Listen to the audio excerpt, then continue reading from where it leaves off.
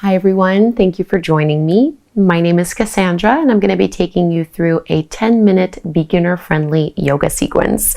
So if you're new to yoga or maybe just feel a little bit out of practice, or even if you felt intimidated by starting a yoga practice, this is just going to be a very simple sequence that is still effective and still introduces you to essential poses and movements without being too complicated or too challenging. So a little bit of strength, a little bit of flexibility, and a little bit of balance.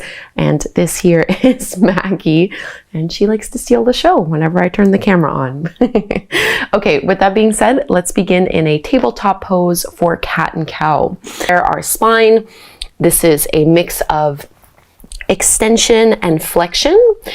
So you want to align your palms under your shoulders, your knees underneath your hips, and I want you to really spread your fingertips wide and claw down into the mat with your fingertips and knuckles.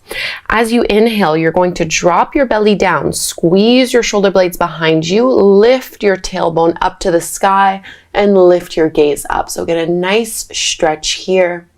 Keep your elbows straight as you exhale. Reverse this motion. So lengthening along your spine, drop your tailbone, drop your head, spread your shoulder blades further apart, and keep going through these two poses, pairing it with your breath. So inhale, get a little back bend here, open through your heart.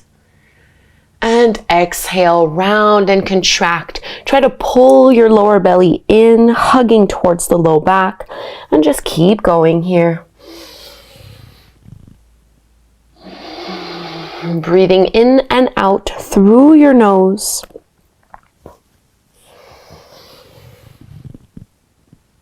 Exhale, pushing the floor away from you, being gentle to your wrists. Last time here, inhale. And exhale. And now come back into a neutral tabletop pose. So you want to firm up and engage through your lower abdominals. And we're going to pull and see if you can hover and touch your thigh towards your chest. Keep your elbows straight and then kick that right leg out behind you. Roll that hip down. Notice where your weight is being distributed here. Squeeze through your glutes and through your hamstrings to lift that leg up even higher without swaying through your lower back. And now let's step that right foot in between our hands to the top of the mat for Anjaneyasana, your low lunge. My right knee is over the top of my ankle. I'm pushing my feet into the floor in order to lift my upper body and my arms up.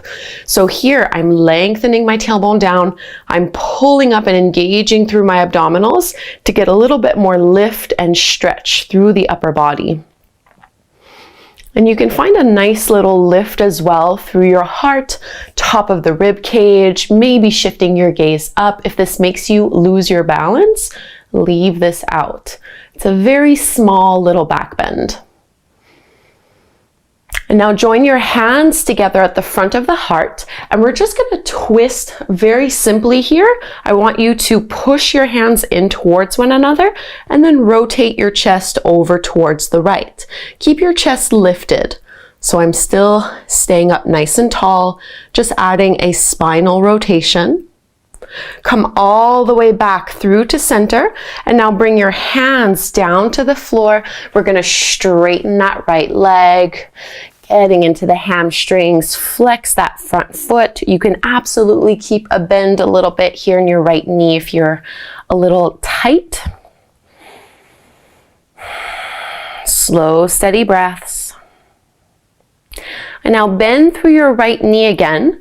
You're going to tuck the back toes under to lift your back knee off the mat. Plant your palms. We're going to find our first downward facing dog. So you want your hands to be shoulder width distance apart and your feet are hip width distance apart. Please bend your knees as much as you want here, especially if you feel tightness through your lower back. I never want you to feel any kind of pain in that area or really any part of your body as you practice. Think of lifting your seat up as high as it can go, pressing your chest towards your thighs. And don't worry about whether or not your heels are touching the mat. It truly does not matter. Let's come forward into our plank pose.